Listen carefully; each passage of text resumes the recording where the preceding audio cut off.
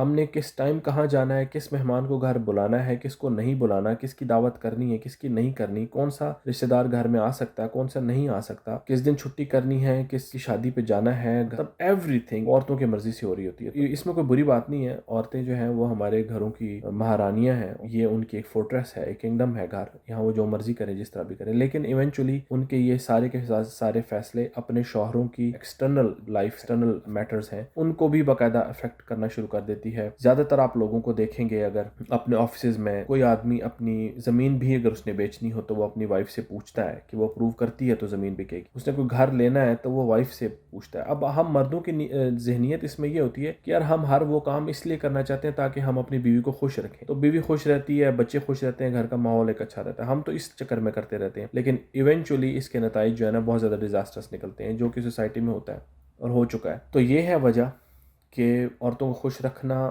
کیونکہ اس کے ذریعے نیریٹو بنتا ہے، بدلتا ہے. اور مرد کی مردانگی کو دبانا، کیونکہ وہ ریجڈ ہوتا ہے، اس کے اندر یہ ایگریشن اور اسٹرینگتھ اتنی ہے کہ وہ تبدیلی لا سکے، سسٹم کے لیے اٹھ سکے، وہ جنگ کر سکے، وہ جان مال لٹانے کو تیار ہو جائے کسی اور آئیڈیالوجی کے لیے. یعنی عورت بھی یہ سب کچھ کر سکتی، لیکن وہ اپنی ذات یا اپنے بچوں کی حد تک کرتی ہے. لیکن مرد کا یہ ہے کہ اگر اس کو ایک آئیڈیالوجی لگ گئی ہے، افغانستان کے اندر جب مسئلہ ہوا تو عرب دنیا سے مرد اٹھ کے اپنی بیویوں، اپنے بچوں کو اٹھا کے لے آئے، یہاں پر آ گئے اور افغانستان کے اندر، اور جو بھی انہوں نے وہاں پہ کیا، ایک آئیڈیالوجی سے وہ متاثر تھے. ہزاروں میل دور فوجیں چلی جاتی ہیں دوسرے ملکوں میں لڑنے اپنی جان، وہ 90% مرد ہی ہوتے ہیں. اس لیے مرد سسٹم کے لیے ایک خطرہ ہے، ہر اس سسٹم کے لیے جس سسٹم نے حکومت کرنی ہو انسانوں کے اوپر اور انسانوں کو غلام بنانا ہو. تو چونکہ موجودہ نظام جو ہے پوری دنیا کا وہ ایک غلامانہ نظام ہے. پہلے زمانے میں وہ کوڑے بھی مارتا تھا، غصہ بھی کرتا تھا بادشاہ کے غلاموں کو، لیکن اب یہ ہمارے جو بادشاہ ہیں وہ ہمیں کوڑے نہیں مارتے، وہ ہمیں پھول دیتے اور مسکراتے ہیں، لیکن کام وہی لیتے ہیں ہم سے جو ہسٹوریکلی غلاموں سے لیے جاتے تھے. ہم نے خود ایسی زنجیریں بنائی گئی ہیں سسٹم نے، جو ہم نے خود اپنے گلوں میں، اپنے پاؤں، اپنے ہاتھوں میں ڈالی ہیں. اس کے اوپر الگ سے ہم بات کریں گے کہ کتنی ایسی چیزیں ہیں جو ضرورت نہیں ہے، لیکن ہم انسانوں نے اپنے آپ کو ان چیزوں میں جگڑ کر اپنے آپ کو بہت شدید ایک سسٹم کے اندر پھنسا دیا ہے کہ جس کے بلز یا اخراجات پورے کرنے کے لیے پھر ہم کولو کے بیل کی طرح دن رات کام کرتے رہتے ہیں، صرف اور صرف بیسک سروائیول کے لیے.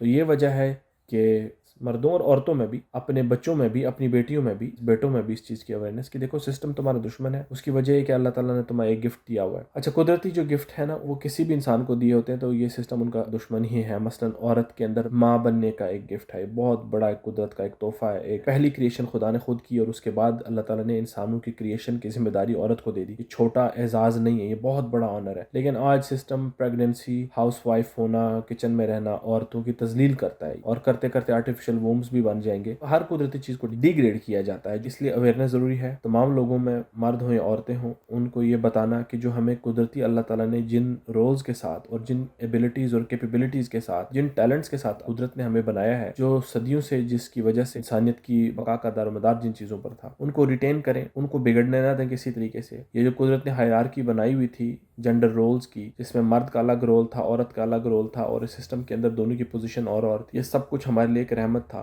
ان چیزوں کو واپس لائیں، ان کو پکڑ کے رکھیں، کم از کم اپنے بچوں میں ان کو دوبارہ زندہ کریں. مردوں میں مردانگی کو بڑھائیں، ان کو تعلیم ایسی دیں کہ وہ پراپر مرد بنیں. لڑکیوں کو زنانگی کی تعلیم دیں کہ وہ پراپر فیمنن عورتیں بنیں.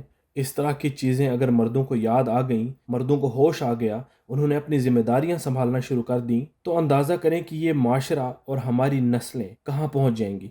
ہم اس ٹائم کو ریورس کر لیں گے، دوبارہ سے اس معاشرے کی بنیاد ڈال سکیں گے جیسے ہمارے انبیاء نے ڈالی تھی، جس کے اندر سب سے اوپر خدا کی حکومت ہوتی تھی، خدا سے نیچے پھر اس کی کتاب و سنت ہوتی تھی، پھر ایک نبی ہوتا تھا، اور اس نبی سے نیچے پھر مختلف جج ہوتے تھے، قاضی ہوتے تھے، پھر ایک سوسائٹل اور ایک گھر کے لیول کے اوپر جا کر ایک شوہر ہوتا تھا، پھر اس کے نیچے اس کی بیوی ہوتی تھی، پھر ان دونوں کے نیچے ان کے بچے ہوتے تھے. یہ ایک اتنا خوبصورت ہائرارکی ہے ہیومن آرگنائزیشن کی کہ اگر دوبارہ سے یہ ریسٹور ہو گئی کسی طریقے سے تو ان لوگوں کا تو نظام درہم برہم ہو جائے گا. یہ ابھی جس نظام پہ گدھوں کی طرح، ہائیناز کی طرح یہ جس چیز کے اوپر فیڈ کر رہے ہیں، وہ سارا کا سارا چلتا ہی ٹوٹے ہوئے گھروں اور آئسولیٹڈ انڈیویجولز کے اوپر ہے. ایسے لوگ جو تنہا ہیں، جن کے نہ دوست ہیں، ان کی پریشانیاں اتنی زیادہ ہیں کہ وہ باہر نہیں جا سکتے، ان کی سوشل لائف نہیں ہے، ان کا گھر بھی نہیں ہے. ایسے ماں باپ جن کی طلاقیں ہو چکی ہیں، ان گھروں میں پلنے والے بچے جنہوں نے کبھی قدرت کے نظام کی وہ خوبصورتی دیکھی نہیں، تو یہ اس نظام نظام کا نائٹ میئر ہے جو اس وقت شیطانی نظام دنیا میں